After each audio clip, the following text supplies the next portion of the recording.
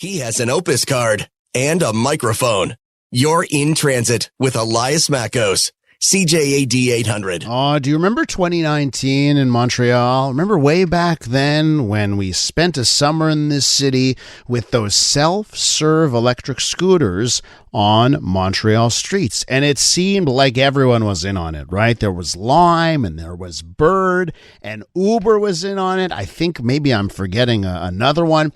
And then there was just people upset about them. The mayor of Montreal was not a fan. And at the end of the summer, they were banished, seemingly never to return to Quebec streets, self-serve electric scooters. But you know what? I still look around the world at other places where they're able to have self-serve electric scooters, and they seem to work in other places, but it's been a long time since we've seen them on Montreal roads. Now, Lime is planning on deploying several pilot projects this summer to show Quebec and, more importantly, Montreal just how far their technology has come since 2019, trying to convince the powers that be in this city that there is a role to play in mobility, electric mobility, for self-serve electric scooters. Robert Gardner joins us on the line, Government Relations Manager for Eastern Canada at Lime. Mr. Gardner, Robert, welcome to the show. Thank you so much for having me, Elias. Really excited to be here. So tell me, Robert, this time around, what's different? No, it's a great question. 2019 was really the early days of micromobility industry. You know, when we look back at that time, it's almost apples and oranges. The technology that's developed over the past 4 years, the quality of the hardware, the quality of our operations, really how we've changed and matured as a company, it's taken us to a place at this point in time where the quality of our service and our ability to partner to meet the needs of the municipality it's exponentially greater. So we really think that we can not just remedy the issues we had in 2019, but we think we can create just an amazing program in Montreal, starting with the two pilots that you mentioned earlier. Okay, so let's get into the pilots. So how does Lime Take 2 in Montreal look this time around? Yeah, so there's two jurisdictions effectively that are looking at having pilot programs, Parc Jean-Drapeau and Laval. We have applied to be able to serve Parc Jean-Drapeau. It's a bit of a limited program in the sense that it's a park, right? It's not a full municipality, so we'll be working, if we're selected, to provide service to meet the needs of visitors and people who are just recreating, and those folks that want to enjoy the concerts and all of the events that happen there. The program itself, it has dedicated parking. It's really a program, I would argue, that's designed to show the quality of the technology and the quality of the vehicles that that we have as a company. Additionally, Laval, obviously a very large suburb. I think there's 400,000 people or so that live and work there. They're taking a slightly different approach in that they're offering multiple spots for, so multiple operators. I believe it's starting at around 100 vehicles, and there's an opportunity to expand. I think that would be a slightly different use case in that those individuals, will be using for errands and for commuting and having the opportunity to travel to their homes. So our hope really is to use both of these opportunities as a show, not tell moment, really for the whole province, but also for the city of Montreal, and really highlight the technology, really highlight the hardware that we have. So let's take a look at both of those pilot projects for a second, a little bit more in depth. So first things first, what's happening at Parc Jean-Drapeau. And, I remember it was just over a year ago, I was in Washington, D.C., and I remember how on the National Mall in that area, right around the Washington Monument, you could take the scooters all around. And it was a great way to sort of explore this really expansive area where there's not a lot of cars and there's lots of room for pedestrians and scooters to navigate amongst themselves. Is that the idea at Parc Jean-Drapeau? Is it similar to that? This is a tourist area. This is a place where we have festivals.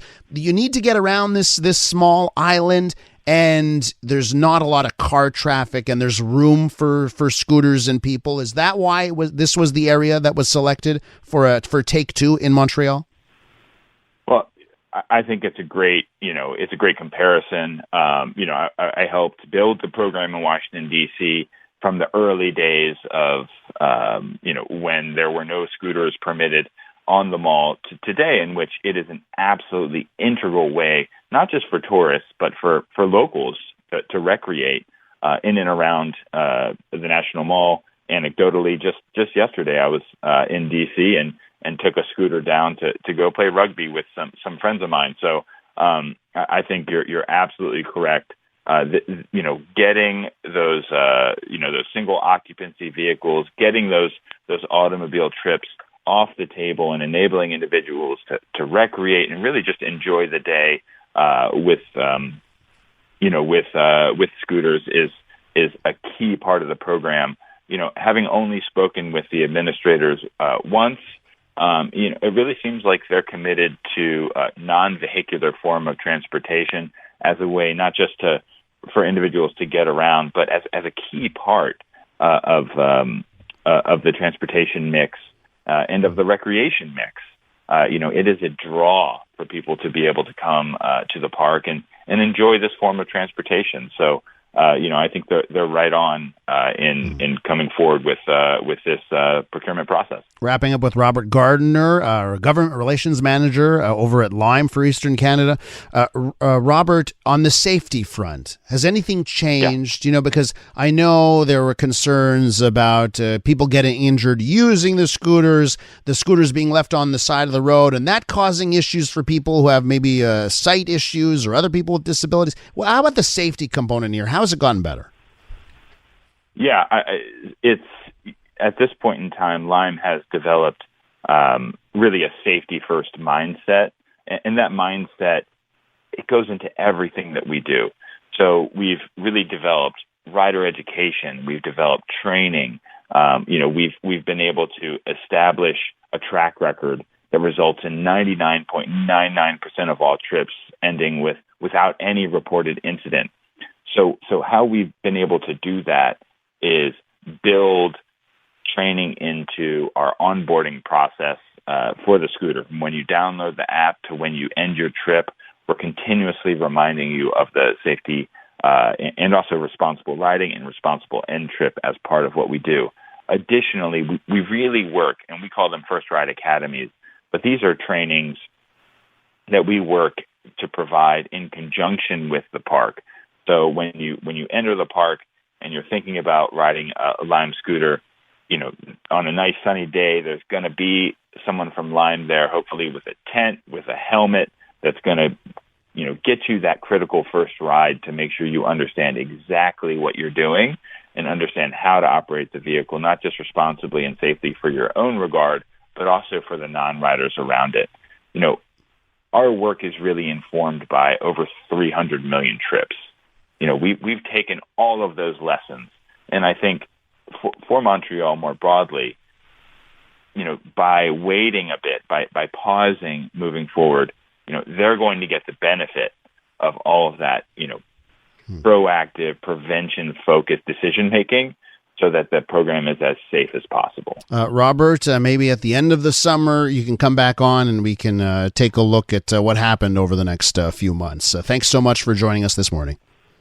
Absolutely. Would love to. Thanks so much for the conversation. That's Robert Gardner, Government Relations Manager for Eastern Canada at Lime. Let me know what you think about the return of electric scooters, self-service electric scooters with the app coming back to Laval and Parc Jean Drapeau.